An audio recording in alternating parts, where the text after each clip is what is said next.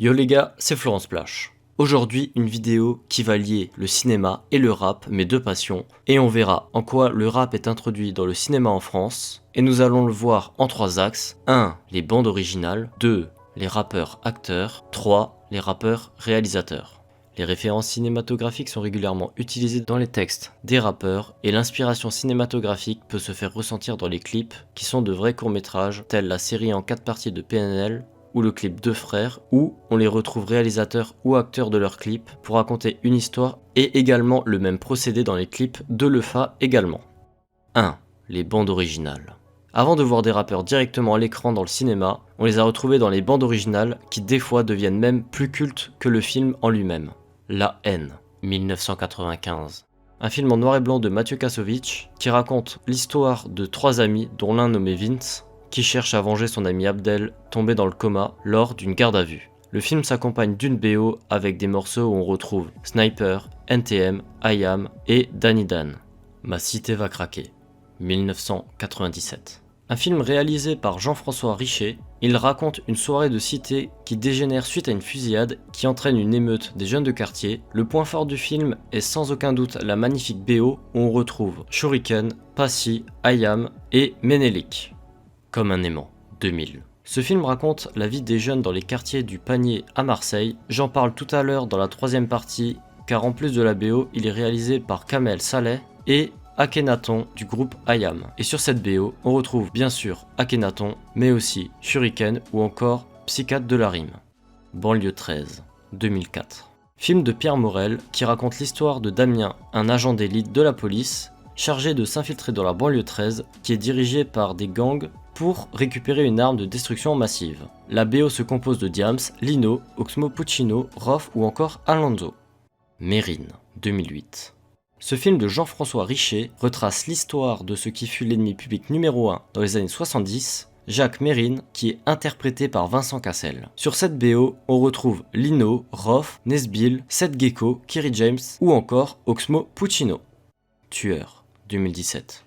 Film franco-belge de Jean-François Esgens, le film suit la traque d'un commando de tueurs et d'un braqueur qui souhaite prouver qu'il est innocent. Les films belges ont aussi eu le droit à des BO de rappeurs locaux avec Damso, Romeo Elvis, Hamza, Isha, Kobo ou encore le duo de Caballero et Jean Jass, qui se sont tous réunis pour la BO. Black Snake, 2019. Comédie réalisée par Thomas Nguijol et Carole Rocher, le film raconte les péripéties de Clotaire, un séducteur revenant sur sa terre natale d'Afrique et qui va devenir le super-héros Black Snake, le protecteur du peuple. Certes, ce n'est pas la meilleure comédie, mais la BO est très bonne, composée de Lefa, Oxmo Puccino, Orelsan, Dinos et Dossé. On va de suite passer aux rappeurs acteurs. 2. Les rappeurs acteurs. Avec l'ampleur que le rap prend dans les années 2000, le cinéma s'intéresse aux rappeurs pour leur proposer différents rôles pour interpréter leur vécu, ou même, pour l'argent, par la mise en avant du casting avec un résultat intéressant et certains ont même brillé. Dizis. Dizis s'est essayé à plusieurs reprises au cinéma, comme dans le film Lâche-Port en 2004, Dans tes rêves en 2005, ou encore en 2006, Petit meurtre en famille. Joe Star. Joe Star est le rappeur le plus imposé dans le cinéma, avec plus de 25 films dans lesquels il a joué et a même été nommé au César pour sa performance dans le film Police de Maïwenn en 2011. Cool Chain. La deuxième moitié de NTM également s'est illustrée au cinéma dans une dizaine de films, dont Authentique en 2000, qui interprète son propre rôle, ou dans le drame Abus de faiblesse, réalisé par Catherine Breillat en 2013. Caris. Caris, le rappeur de Sevran, a déjà une petite carrière au cinéma, en jouant son propre rôle dans Fast Life en 2014, avant de jouer dans des films comme Braqueur de Julien Leclerc en 2016, où il y joue le rôle de Salif, ou même encore dans le film Overdrive en 2017. Fianso. Fianso n'a pas pour l'instant joué dans beaucoup de films, mais a déjà joué un des rôles principaux dans le film Frère ennemi de David O'Elefun en 2018. On ressent une envie de sa part de se rapprocher du cinéma, comme dit dans la punchline dans Je suis passé chez So épisode 12, l'autre il parle de sa guerre du streaming, frère, l'année prochaine, je suis au César. Gringe. Après avoir joué son propre rôle dans le très bon film Comment c'est loin avec Orelsan, Gringe s'est lancé dans une carrière d'acteur en plus de rappeur en jouant notamment dans le film Carbone d'Olivier Marchal en 2017 et dans Les Chatouilles en 2018. Necfeu. Nekfeu, de son vrai nom Ken, a toujours voulu faire du cinéma et a joué aux côtés de Catherine Deneuve dans le film Tout nous sépare en 2017. Sneezy. Membre de 1995, Sneezy a joué dans un seul film, mais en tête d'affiche du film La Source de Rodolphe Loga, sorti en 2019, où il interprète le rôle de Samir. Seth Gecko. Seth Gecko a joué dans le film Paradise Beach, un film de Xavier Duringer en 2019 et interprète Zach. D'autres rappeurs se sont également essayés au cinéma, tels que MHD, Sadek ou même Vald dans une série sur YouTube, mais tous les énoncés seraient trop longs. 3. Les rappeurs réalisateurs. Certains rappeurs qui sont passés devant la caméra en tant qu'acteurs, ou même dans les BO, sont pour certains également passés derrière la caméra et ont réalisé leur propre long métrage. Akhenaton, 2000.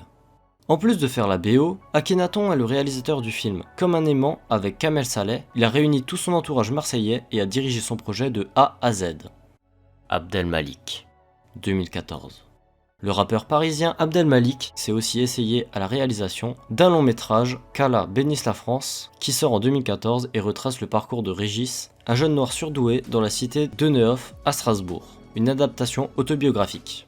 Orelsan, 2015. Lorsqu'Orelsan était encore productif en tant que casseur-flotteur avec Gringe, il décide de réaliser son premier court-métrage aux côtés de Christoph Offenstein en 2015, où on retrouve Orelsan et Gringe, qui sont des rappeurs ratés qui ont 24 heures pour sortir un single qu'ils avaient promis à leur producteur. Je vous conseille d'aller voir le film, que vous pouvez retrouver sur Netflix. Le film s'accompagne d'une BO, sortie sous une forme d'album, avec les morceaux du film et encore plein d'autres inédits, qui est très bon. Nekfeu, 2019.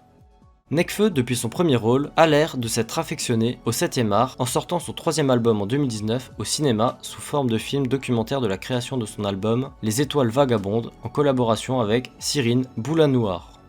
Kerry James, 2019. Kerry James est passé des deux côtés de la caméra en réalisant et jouant un rôle dans son film nommé Banlieusard qui est sorti en 2019 sur Netflix. L'histoire du film est celle d'un cadet d'une famille de banlieue qui participe à un grand concours d'éloquence. Pour conclure cette vidéo, je pense que le cinéma et le rap en France ne vont cesser les collaborations à l'avenir avec notamment la série Validée sur Canal ou même également le film sur Gims qui devrait déjà être sorti sur Netflix à l'heure où j'écris et enregistre la vidéo le 17 septembre 2020 et qui devrait être consacré à son parcours jusqu'au Stade de France. Sur ce, je vous remercie énormément d'avoir suivi cette vidéo et j'espère qu'elle vous a plu. N'hésitez pas à me le faire savoir en commentant, en mettant un pouce bleu et en vous abonnant pour ne pas louper mes prochaines vidéos. C'était Florent Splash, à la prochaine.